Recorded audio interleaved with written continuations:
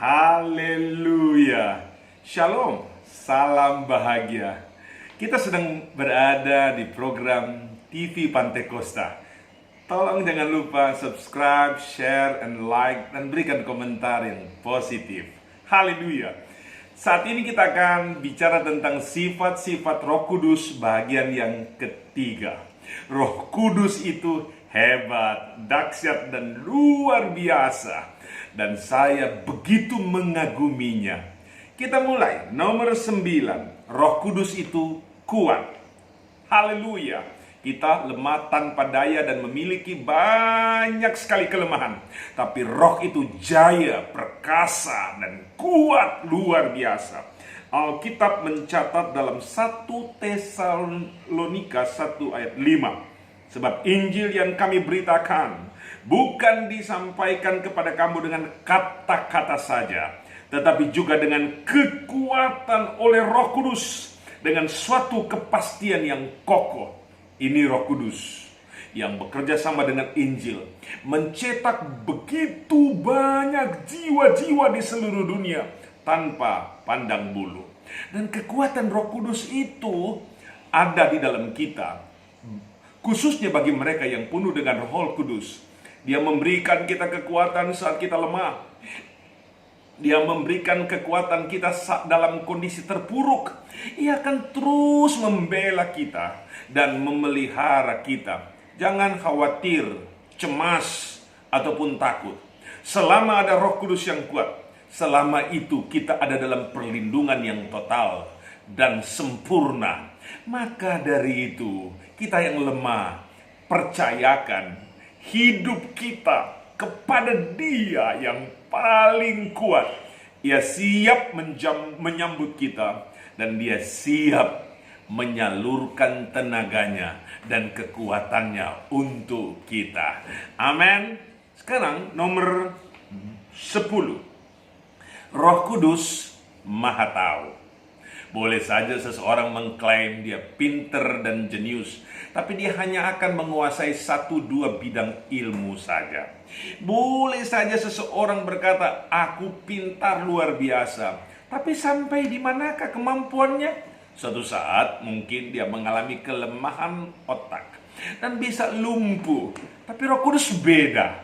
Ia adalah pengetahuan sempurna, tanpa batas. Kita lihat dalam 1 Korintus pasal 2 ayat 10 dan ayat 11. Karena kepada kita Allah telah menyatakan oleh Roh. Sebab Roh menyelidiki segala sesuatu, bahkan hal-hal yang tersembunyi dalam diri Allah. Apa yang kita tidak tahu, Roh Kudus tahu. Apa yang terjadi di sebuah kota yang kita tidak tahu, Roh Kudus tahu. Apa yang terjadi di surga, terjadi di bawah bumi, terjadi di sana, di planet-planet yang kita tidak tahu di sana. Ada tabrakan planet, ada tabrakan meteor, kita tidak tahu. Tapi Roh Kudus tahu semua itu. Ia tahu apa yang ada di dalam otak kita dan otak seseorang. Ia tahu apa yang ada dalam hati seseorang. Dan juga hati kita, ia tahu segala sesuatu. Tapi yang mengagumkan di sini ialah ia tahu apa yang terjadi di dalam surga. Dan dia tahu apa yang ada dalam diri Allah. Dan satu hal yang penting, Roh Kudus yang Maha Tahu itu sangat mengasihi kita. Dia siap menolong kita dari semua pergumulan kita, dari semua permasalahan kita. Ia siap untuk Anda, karena Dia Maha Tahu. Puji Tuhan. Yang ke-11, Roh Kudus Maha Hadir. Manusia memiliki ketidakmampuan atau batas-batas sebagai manusia.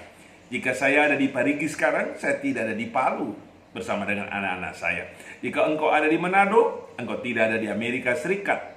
Bahkan iblis pun, satu iblis atau satu setan, ia ada di Parigi, ia tidak mungkin ada di Eropa.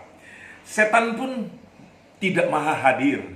Tapi Roh Kudus dalam waktu yang sama, dia ada di desa, dia ada di kota. Dia ada di gereja kecil, gereja gubuk, dan di gereja mewah di sebuah kota besar. Roh Kudus Maha hadir. Dan saya perlu memberitahu kita semua dalam nama Yesus. Roh Kudus hadir saat engkau susah. Roh Kudus hadir saat istrimu sakit. Roh Kudus hadir saat suamimu dalam pekerjaan. Roh Kudus hadir di gerejamu saat gerejamu mengalami masalah berat dan penganiayaan. Roh Kudus hadir di segala tempat. Dan Roh Kudus siap menservis kita dan memberikan bantuan sepenuhnya, dukungan sepenuhnya terhadap yang mau bersandar dan mau berharap kepadanya. Hormatilah Roh Kudus, maka Roh Kudus akan turun tangan memberikan pertolongan ajaib di dalam kehidupan kita. Kita baca di dalam Mazmur 139 ayat yang ke-7. Kemana aku dapat pergi menjauhi roh-Mu? Kemana aku dapat lari dari hadapan-Mu? Jika aku mendaki ke langit, Engkau di sana. Jika aku menaruh tempat tidurku di dunia orang mati, di situ pun Engkau. Jika aku terbang dengan sayap fajar dan membuat kediaman di tempat di ujung laut, juga di sana tanganmu akan menuntun aku dan tangan kananmu memegang aku. Di sini kita melihat ada belas kasihan Tuhan. Kita nggak bisa sembunyi, kita nggak bisa lari kemanapun kita pergi. Di situ Roh Kudus ada, dan Dia adalah kekuatan pembela, penolong, penjaga, dan pemelihara bagi kehidupan kita. Jangan takut dan jangan cemas. Roh Kudus ada bersama engkau. Dan yang terakhir, yang ke-12, Roh Kudus Maha Kuasa. Kita baca ayat ini. Mazmur 104 ayat 29 dan 30. Apabila engkau menyembunyikan wajahmu, mereka terkejut.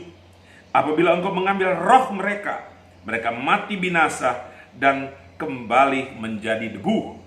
Apabila engkau mengirim rohmu, mereka tercipta dan engkau membaharui muka bumi. Roh Kudus mengontrol segala sesuatu. Ingat, pada waktu penciptaan, Kejadian 1 ayat 2, Roh Kudus, roh melayang-layang di atas permukaan bumi. Dia melakukan kontrol atas alam semesta ciptaannya sendiri.